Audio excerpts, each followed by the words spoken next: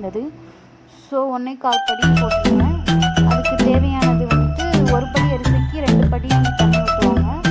So அதனால் நான் மீதி இருக்க அந்த காப்படி எடுத்ததுனால 3 படி தண்ணியாக ஊற்றிட்டேன். ஊற்றுனதுக்கப்புறம் நல்லா கொதிக்க விட்டு மூடிட்டேன். நல்லா கொதிக்க வச்சதுக்கப்புறம் தான் அரிசி போடணும். ஸோ மூடி போட்டதுக்கப்புறம் உப்பு சேர்த்ததுக்கப்புறம் மூடி போட்டுக்கணும்.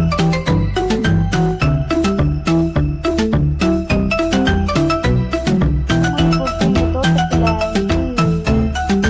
பறவைகள் கோழிலாம் நிறைய இருந்தது. ஸோ அதை கொஞ்சம் வீடியோ எடுத்தேன்.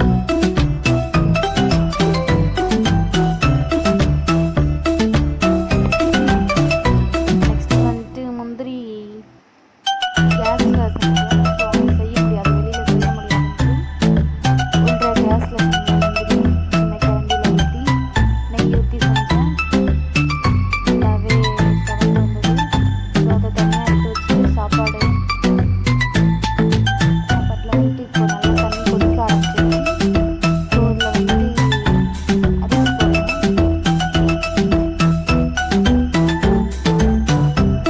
அரிசி நல்லா தண்ணி இல்லாமல் நல்லா இழுத்து போட்டதுக்கப்புறம் கிண்டி விட்டுட்டே இருக்கணும். சாப்பாடு நல்லா அடி பிடிக்க விடாமல் கிண்டிக்கிட்டே இருக்கணும்.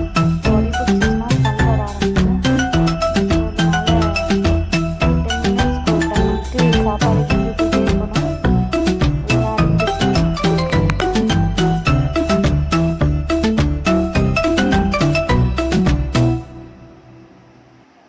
மீதி இருந்த நெய் வந்துட்டு நான் வந்துட்டு 1/2 டம்ளர் தான் நெய் எடுத்திருந்தேன். மீதி இருந்த நெய் வந்துட்டு அதில் ஊற்றிட்டேன். ஊற்றி கிண்டிகிட்டே இருந்தேன். நான் வந்துட்டு 1 படி அரிசிக்கு 1/4 படி அரிசிக்கு 1/2 டம்ளர் வீட்டில் இருக்கிற டம்ளரில் 1/2 படி நெய் எடுத்திருக்கேன். 1/2 டம்ளர் நெய் எடுத்திருக்கேன். ஸோ அதை வந்துட்டு கொஞ்சம் கொஞ்சமாக சேர்த்து வச்சுட்டு கிண்டிகிட்டே இருந்தேன். லாஸ்ட்டில் தம் போடணும். ஸோ தம் போடுறப்ப எல்லா நெய்யும் ஊற்றி கிண்டிட்டு மீதி இருந்த எல்லாமே கிண்டிட்டு அதுக்கப்புறம் முந்திரி வறுத்து வச்சுருந்தோம் இல்லையா, அதையும் போட்டு நல்லா கிளறி விட்டுட்டு நல்ல கருவேப்பிலை கொத்தமல்லி எல்லாமே தூவிட்டு மூடி போட்டுடணும். போட்டு ஒரு தென்னங்கல் வச்சு அதுக்கு மேலே நெருப்பெல்லாம் அள்ளி போட்டு தம் போட்டுடணும். ஸோ அடியில் இருக்க நெருப்பு எல்லாமே எடுத்துட்டு தண்ணி வச்சு அணைச்சிடணும். அதுக்கப்புறம் தம் ஒரு 15 மினிட்ஸ்க்கு அதை அப்படியே மூடி வச்சிடணும். அதுக்கப்புறம் எடுத்து சர்வ் பண்ணலாம்.